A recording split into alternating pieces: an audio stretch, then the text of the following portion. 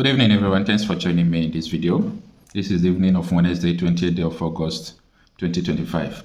Now, I think this is the last video I'm going to do about the two Al-Qaidä terrorist leaders that the Nigerian government said that they arrested. The reason why I said this is the last video I'm going to do because we are waiting, maybe they will charge them to court, looking for the way forward, but we have not heard anything, nothing in the publication. So everything has become a secret trial. Why? Why not even neutralize these people immediately they arrested them? There are so many questions. These are the reasons why, I was part of the people who even say, yes, they arrested them. But why is it that they did not arrest Bendo Tuji and the rest of internal terrorists? I don't even know that maybe, I said maybe, these people are even trying to play politics with this. Why have they not been charged to court? What is going on? Anyway, Barrister tells it all. Take a listen. The NSA told Nigerians today about how Nigeria has been able to capture two notorious, terrorist kingpin that also have an affiliate with Al-Qaidä. What do you have to say about this particular story, please? Look, they should keep these stories and news to themselves. Why do you say so, please? I'm telling you, in fact, I don't want to hear their news again because it is very saddening. Told you Bello that is under their nose here. Have they arrested him? Told you Bello, who have committed more. In fact, I can't even describe what that man has done to the people of Zamfara and all that. Under their nose, yeah, they are having meeting with him. They are negotiating with him. They have not arrested him. But they are telling us people from Al-Qaidä and all that are arrested. Can you just imagine? What kind of double standard is this? But isn't that an applaudable move to make the world understand that people who happen to be on a global watch list will be nabbed in Nigeria? The one under their nose, let them pick him. Let them pick the Toju Bello and then parade him. Are you saying that this is more like a political statement? I don't know what they are doing. I don't know what our military are doing. In fact, as of today, I told you I don't want to hear their news. They have insulted our intelligence. How can you tell me you are looking for terrorist kingpin? Meanwhile, Toju Bello is under your nose. You are eating and dining with him. You can't pick him up. You can't. Tomorrow night, the man will strike somewhere in Sokoto or Zamfara, and you come and you are looking for. Can you just imagine? Do you know that 2 days after those clerics went to meet Toju Bello, the Nigerian military came out and said that they are looking for Toju Bello? What kind of insult is that? The Nigerian military came and told them they are still looking for Toju Bello. Meanwhile, you people are aware when clerics went to go and meet him, in his den, and they were negotiating with him. He will return some arms and keep some. He will return some captured these victims and return some. And you people are watching. You saw the meeting going on and you didn't talk. You come out to tell me you are looking for Toju Bello. Please let them tell us another thing. So in other words, you're saying that people who actually regained their freedom from the airstrike that was carried out in Katsina State at this point in time, that you're not happy about it, or let me get your opinion. They have done well, though. They have done well. They have done well. Let the Nigerian military come and tell me that for 15 years now they are still fighting terrorism in Nigeria. But this country is not the only country having issue of insecurity. Are you serious? Yes, we have to take it back to other countries in Africa where we have issue of terrorism too. It also happens sometime on the soil of America. So are you saying that the approach that people are putting, the military is putting at this point in time, so the one that happened in America, how many days did they last? Or how many weeks or months did they last in America? For so long. For so long, terrorists were operating American soil for so long. How many years did it take them for Osama bin Laden to be taken out of Barrister? Now please listen very well. Listen. Fine, you are trying to defend the military, but you are doing it poorly. How do you mean, terrorists are Al-Qaidä. The terrorists are Osama bin Laden was hibernating somewhere in Pakistan, Atababad or what? American security had to go and fish him out from even outside America. And yet they were able to penetrate America to bomb a tower, to bomb a city, to bomb a mall. What happened? Hold on. Get what? Look, if a security breach happened once, are you now tightening up with the your sophisticated nature of the arms and ammunition that America have, Barrister, isn't it more like saying that something like that, if something like that can happen in American soil, how sophisticated is Nigeria, which actually still depend on America to buy tools, to buy ammunition, to buy guns and weapons to fight insecurity at this point in time? You are still insisting. Help me understand this thing. When 9/11 happened, how long did it take America to recover and swore that it will never happen again? Very unstable again. How many years of independence does America have, and how many years of independence is Nigeria, or have Nigeria experienced at this point in time? Is it fair for us to sit down and try to strike a balance, or find a way to say we are trying to talk about America in one breath and then Nigeria in another breath? What is happening in Nigeria is unthinkable. It is what? Unthinkable.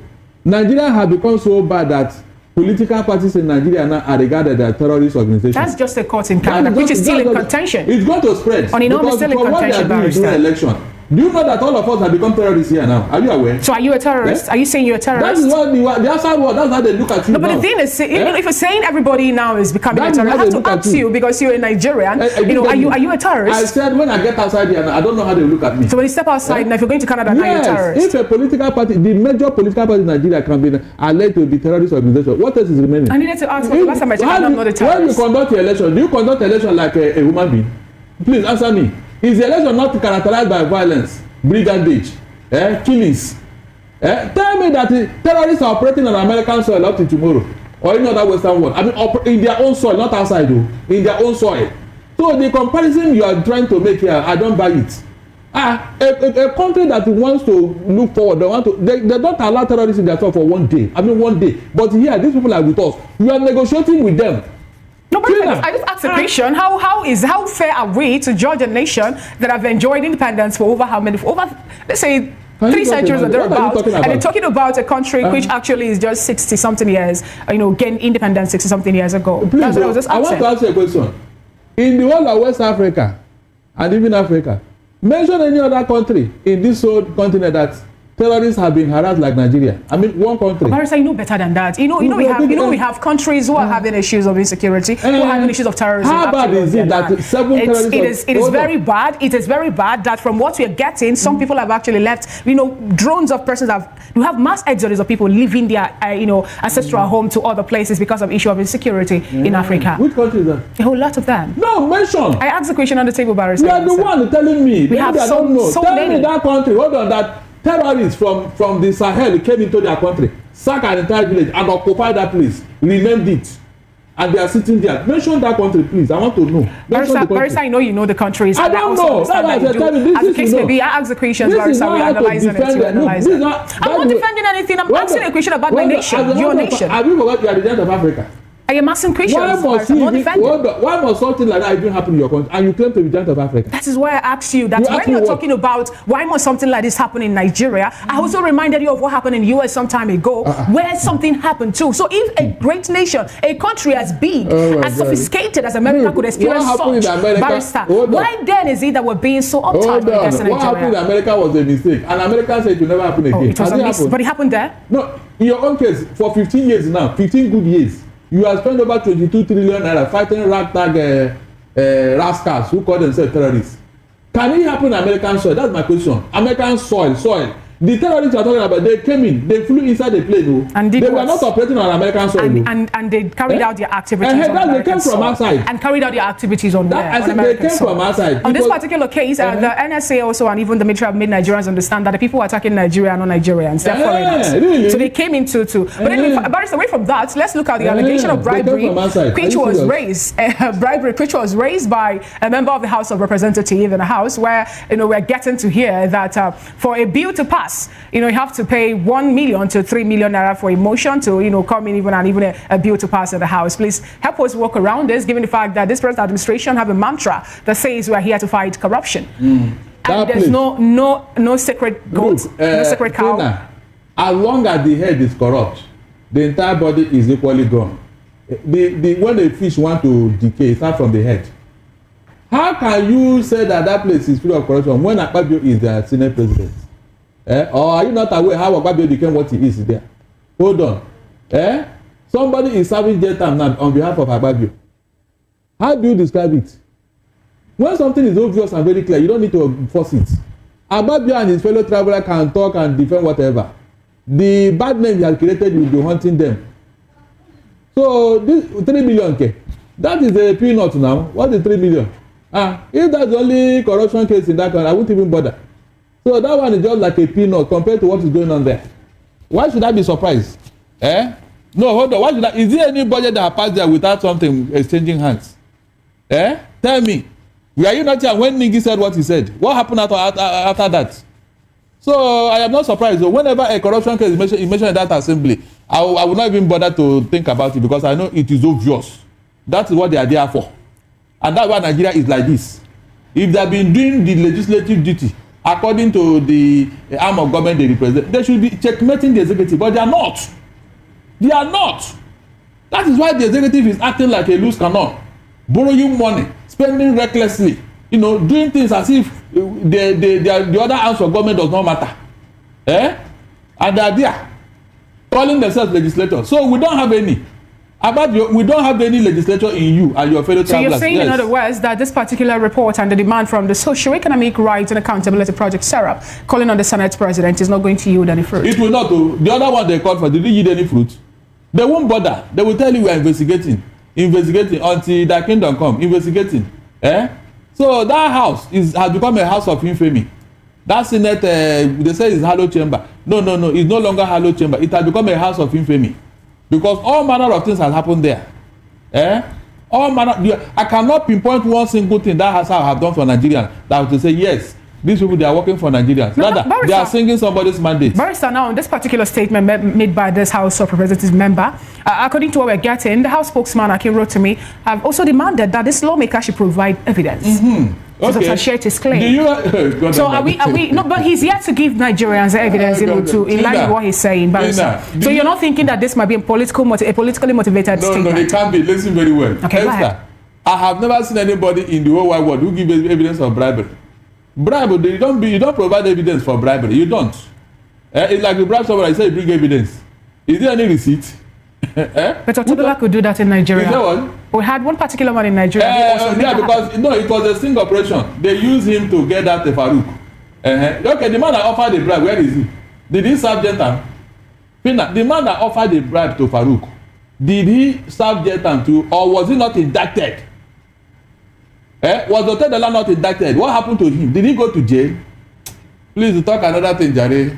Look at this young Away from that story, Barrister Darlington, we have just yesterday, on Saturday, not yesterday, it was Sunday, 16 states conducted their by-election, and then from what we learned, some people were angry over that particular election. Some were saying that it's been marred with so much irregularities. We have the issue of the beavers not working, and then some also accuse APC of vote buying. At this point in time, what do you have to say about this? Because some were saying that a particular party was saying that their members have been disenfranchised, they didn't let them vote and all that. What do you have to say about this now? Looking at the fact that we have a very strong election coming up in 2027. If this opposition are not ready to contest this election in 2027, they should as well close up and go home. Enough of talking while APC is having their way. What stops them from mixing it up with APC at the polling unit, at the point of election, at the point of voting? Why can't they be so? No, APC, you see this, it's not going to happen here today. Gather yourselves. Is that not what we have been advocating? If they will start crying foul after the horse has escaped, they now think of closing the barn door. Why not tell APC, we are going to die here today, you cannot rig this election, you can't do this. Scatter everywhere. Let me see how the election will go on. Barrister, how possible do you think that will be? We learned in Ogun State that INEC officials were arrested. Also because they decided to go on to manipulate the result. So what happens is, at what point is it that these election results have been manipulated? Is it at the polling unit or when it gets to the INEC office? No, it is at the collation center.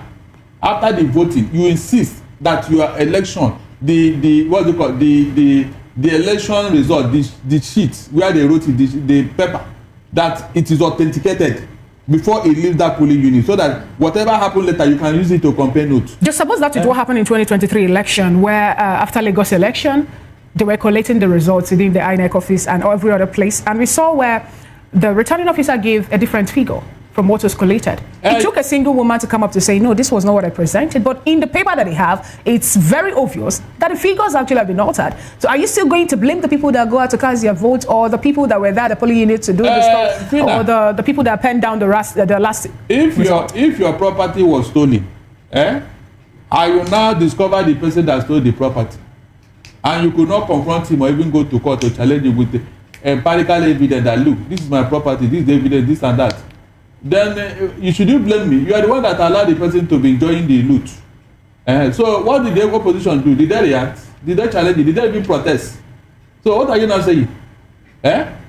The opposition has been very, very lackadaisical about this thing. APC have told you how they will get their winning streak. Instead of you to join them and say, okay, if that is it, you want to snatch, grab and run with it. We too, we want to snap, grab and run with it. So if you are not ready to meet them at the battleground, then keep quiet. Most election face such. Well, if that's the only thing that will resolve the issue, no problem. I have been telling you here. Look, we have allowed APC, so why are you complaining? So you're saying that we should go the way of violence for us to get. What is violence? No, if I say bring that in your word is my own, is that violence? No, tell me. You want to manipulate the election in my presence at the polling unit. I said no, you can't do that. What is violence there? I'm only saying don't do this thing. So if you don't have the boss, if you don't have the power, the force to confront your enemy, why are you complaining? He will always get away with whatever he wants to do. Yes. And if you are not ready, then sit at home and stop disturbing us that they did that. You were there when they did it, you kept quiet. Gather yourself. You say that this thing cannot happen. It will not happen. If police want to arrest, they should arrest everybody now. Carry everybody to the police, including the NEC staff. Let all of us go to the police station and write statement. You allow them, after they are finished what they are doing, you now come back to complain. What are you complaining about? So how then do we differentiate someone who is civil and someone who is more like a thought or who is indulging in tomboy, running things now? Because if we were to say Nigerians should do this, Nigerians should do that, and this actually is one thing that we all are actually talking against. I'm talking about people who are in one way or another disenfranchising others because they think that they have what it takes to do that. Now, where then would then lie the civil nature of humans? Listen very well, Fina.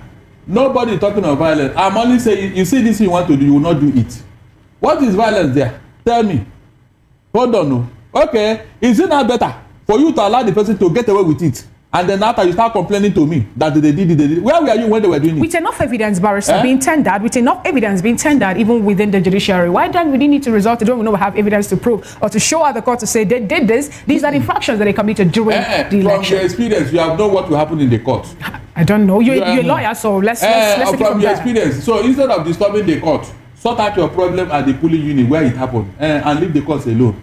If you know you cannot provide evidence that will stand in court, then make sure it does not happen where you stand. That's what I'm saying. When you say evidence that will not stand in court, but we know that the judiciary should be the hope of the common man. So are you saying that even when we have strong evidence, that the judiciary actually decided not to be? Your strong evidence may not be too strong in the court. That's what I'm telling you. In that of the Edo State gubernatorial election, you heard what the appeal court said, that even though there is evidence of overvoting in favor of Ogbebolo, that the man, the complainant, Igodalo, could not convince the court on how the overvoting came about. The court have already seen that there is overvoting. Final. Listen very well, though. They have seen it, but they say you should prove it beyond reasonable doubt that there is overvoting. So what do you call that? You that have seen it as a court, is it not enough for you to, based on what you have seen, to nullify that election? But you are not saying that the other party, maybe INEC could not give them all the material to prove their case, which is very, very obvious. Why can't you use that as a ruling against the APC candidate? They refuse to do that. Meanwhile, there is evidence. It's like you saw somebody who stole your property, you went to court. The court now said, since I've already started using this, why not allow him? That is exactly what it means. You are sure that yes, there's evidence, but you are telling the other man to come and prove it.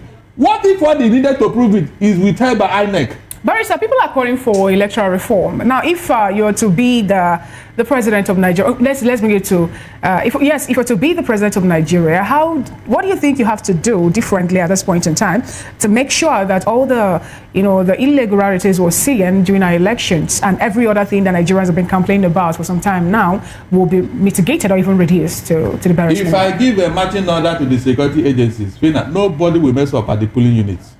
I'm not joking. I mean, marching order. Nobody, if you check this particular by-election, the violence was not much. At least some INEC staff were arrested. That is good news to me. But I will give a marching order that, look, the election must be free and fair. Nobody should be disturbed. I will give a marching that if you as the security agent under your watch, such nonsense happen, you have lost your job. Simple. Okay, thank you. Even when some persons will say they need to work for the people that appointed them to, man that umpire and all that. No, I mean, the secretary are supposed to work for Nigeria, not by a political party. Same way INEC supposed to work for Nigeria. So yes, I will give the security agency because it is under their word that this will happen. Interesting point. You that is there, then why are you there? Okay. If in your presence all these atrocities are going, then why are you there as a security agent? There's no need. There is a quick one before we move over. Abio returned back to Nigeria, debunking that he's not, when Nigerians are like he was not feeling too well, he's lying somewhere abroad and all. What do you have to say about this? About the fact that, a whole lot of persons, the other time it was the Minister of FCT, Nigerians were saying that he's this, he's that. Help us actually walk around all this happening, Whenever a pregnancy has gotten to the 6 months, you can't hide it. You see, whatever you are hiding, eventually it will come to the fore, it will come to light. Abi? We are not bothered. It's only in Nigeria that such things can happen. All right. That people that are being paid with taxpayers' money, they will just disappear under the radar, and nobody will know where they went or what they are doing. And when they surface, they start telling you are lying, this or that. What kind of thing is that? I mean, what is if you fall sick? What is whatever about it? Is this a strange thing for somebody to fall sick at his age? Is it not expected that at one time or the other you go for medical checkup at his age? So why are you hiding it? Okay. It is because when people have committed so much that they are no longer in the heart of the people, they now become afraid, they become paranoid. Everything that passes is suspicion, superstition. I don't know what I'm saying now. These people that are after me, why are they after you? Because you have been leading well. That is it. When people are not in the good book of the people they govern, that is what happens. For over the years, we have seen a lot of Boko Haram members and so many people that have been arrested by these people, but up to now we have not seen them going to court. I'm talking about 2 years ago, 3 years ago, even a year ago. We know so many people arrested, but they are not charging them to court. So how are they doing these people case? Are they releasing them at the back door? These are the questions that are going viral in Nigerian internet space because of the people they claim that they arrested. What do you think about this?